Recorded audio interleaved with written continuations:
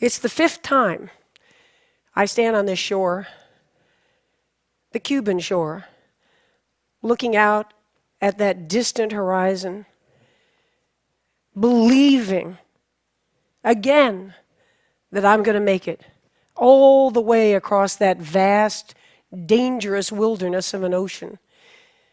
Not only have I tried 4 times, but the greatest swimmers in the world have been trying since 1950, and it's still never been done. The team is proud of our 4 attempts. It's an expedition of some 30 people.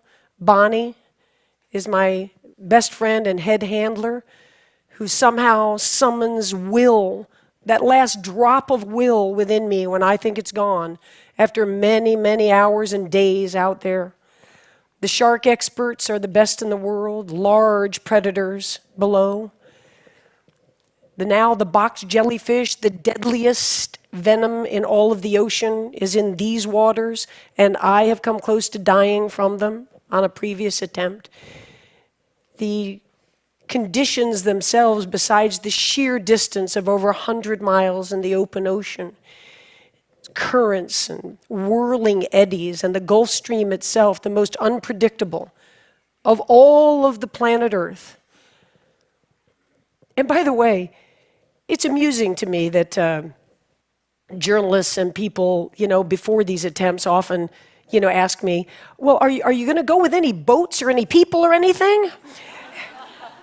And I'm thinking, what are they imagining? That I'll just sort of do some celestial navigation and, carry a Bowie knife in my mouth, and I'll hunt fish and skin them alive and, eat them, and maybe drag a desalinization plant behind me for fresh water. Yes, I have a team. And the team is expert. And the team is courageous and brimming with innovation and scientific discovery, as is true with any major expedition on the planet. And we've been on a journey. And the debate has raged, hasn't it, since the Greeks, of isn't it what it's all about? Isn't life about the journey, not really the destination? And here we've been on this journey, and the truth is it's been thrilling. We haven't reached that other shore, and still, our sense of pride and commitment, unwavering commitment. When I turned 60, the dream was still alive from having tried this in my 20s and dreamed it and imagined it. The most famous body of water on the earth today, I imagine, Cuba to Florida. And it was deep in my soul. And when I turned 60, it wasn't so much about the athletic accomplishment. It wasn't the sort of ego of, I want to be the first. That's always there, and it's undeniable. But it was deeper. It was, how much life is there left? Let's face it, we're all on a one-way street, aren't we? And what are we going to do? What are we going to do as we go forward to have no regrets looking back? And all this past year in training, I had that Teddy Roosevelt quote, to paraphrase it, floating around in my brain, and it says, you go ahead. You go ahead and sit back in your comfortable chair, and you be the critic.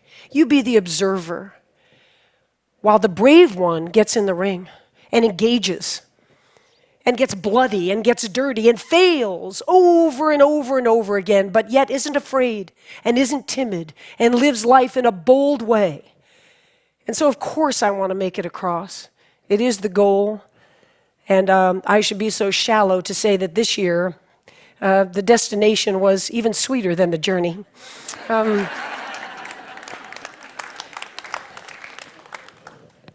But the journey itself was worthwhile taking. And at this point, by this summer, everybody, scientists, sports scientists, endurance experts, neurologists, my own team, Bonnie, said it's impossible. It just simply can't be done. And Bonnie said to me, but if you're going to take the journey, I'm going to see you through to the end of it. So I'll be there. And now we're there.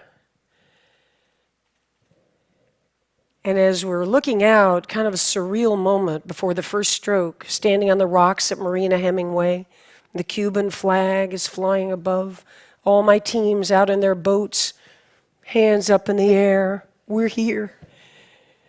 We're here for you.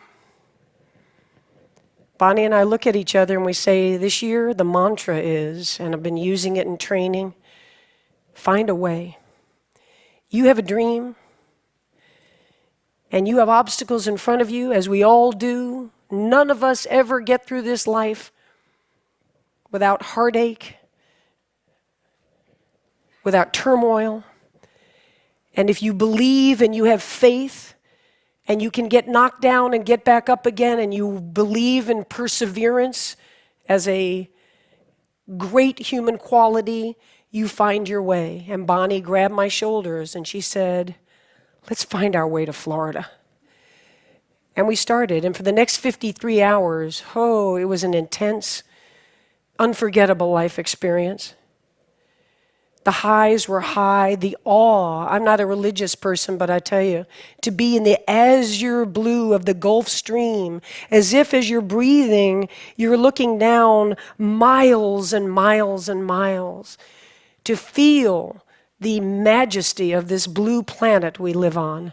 It's awe-inspiring. I have a playlist of about 85 songs, and especially in the middle of the night. And that night, because we use no lights, lights attract jellyfish, lights attract sharks, lights attract bait fish that attract sharks. So we go in the pitch black of the night. You've never seen black, this black. You can't see the front of your hand, and the people on the boat, Bonnie and my team on the boat, they just hear the slapping of the arms, and they know where I am because there's no visual at all. And I'm out there kind of tripping out on my little playlist. I've got tight rubber caps. I don't hear a thing. I've got goggles, and I'm turning my head 50 times a minute. I'm singing, imagine there's no heaven. Do-do-do-do-do. It's easy if you try. Do-do-do-do. And I could sing that song 1,000 times in a row. Now there's a talent unto itself. And each time I get done with, ooh, you may say I'm a dreamer, but I'm not the only one. 222. Imagine there's no heaven. And when I get to the end of 1,000 of John Lennon's Imagine, I have swum 9 hours and 45 minutes. Exactly. And then there are the crises. Of course there are. And the vomiting starts, the seawater, you're not well, you're wearing a jellyfish mask for the ultimate protection. It's difficult to swim in, it's causing abrasions on the inside of the mouth, but the tentacles can't get you. And the hypothermia sets in. The water's 85 degrees, and yet you're losing weight and using calories. And as you come over toward the side of the boat, not allowed to touch it, not allowed to get out, but Bonnie and her team hands me nutrition and asks me what I'm doing, how am I all right? I am seeing the Taj Mahal over here. I'm in a very different state. And I'm thinking, wow, I never thought I'd be running into the Taj Mahal out here. It's gorgeous. I mean, how long did it take them to build that? It's just so, woo. And then we kind of have a cardinal rule that I'm never told really how far it is, because we don't know how far it is. What's going to happen to you between this point and that point? What's going to happen to the weather and the currents? And God forbid you're stung when you don't think you could be stung in all this armor. And Bonnie made a decision coming into that third morning that I was suffering and I was hanging on by a thread.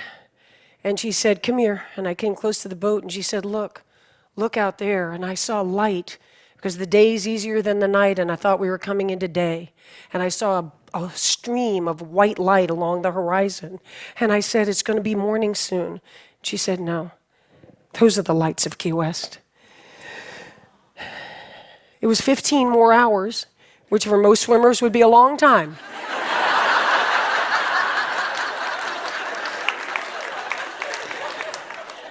You have no idea how many 15-hour training swims I had done. So here we go, and I somehow, without a decision, went into no counting of strokes and no singing and no quoting Stephen Hawking and the, parameters of the universe. I just went into thinking about this dream and why and how.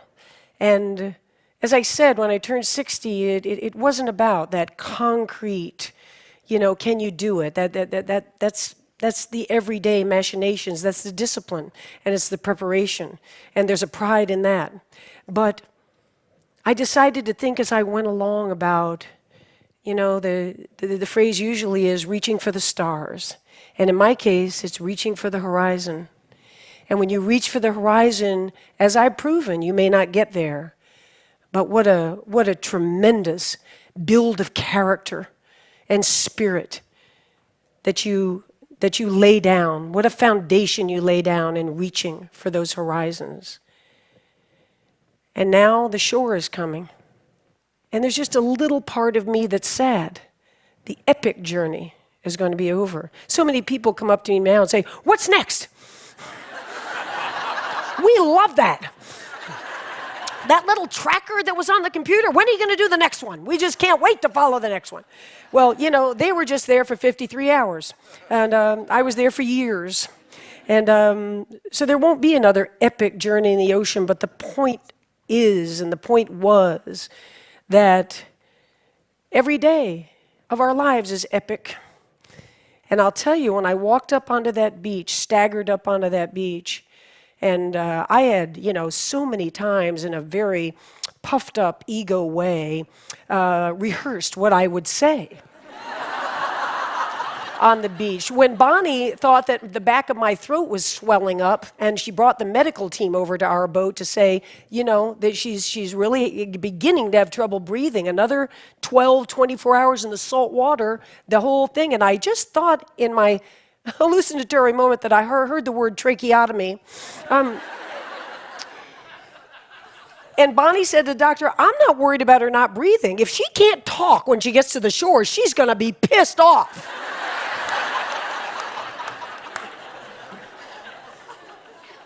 But the truth is, all those orations that I had practiced just to get myself through some training swims as motivation, it wasn't like that.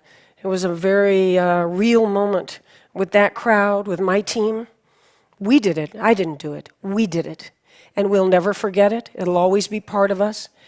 And the three things I did sort of blurt out when we got there was, first, never, ever give up. I live it. What's the phrase from today from Socrates? To be is to do. So I don't stand up and say, "Don't ever give up." I didn't give up. There was action behind these words. The second is, you can chase your dreams at any age. You're never too old. 64, that no one at any age, any gender could ever do, has done it, and has no doubt in my mind that I am at the prime of my life today. Yeah.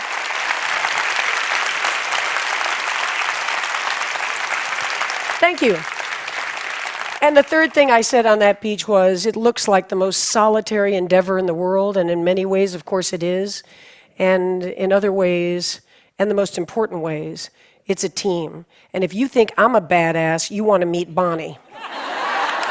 Bonnie, where are you? Where are you? There's Bonnie Stoll, my buddy. The Henry David Thoreau quote goes, "When you achieve your dreams, it's not so much what you get as who you have become in achieving them." And yeah, I stand before you now. In the 3 months since that swim ended, I've sat down with Oprah, and I've been in President Obama's Oval Office. I've been invited to speak in front of esteemed groups such as yourselves. I've signed a wonderful major book contract. All of that's great, and I don't denigrate it. I'm proud of it all, but the truth is, I'm walking around tall because I am that bold, fearless person. And I will be every day until it's time for these days to be done. Thank you very much and enjoy the conference.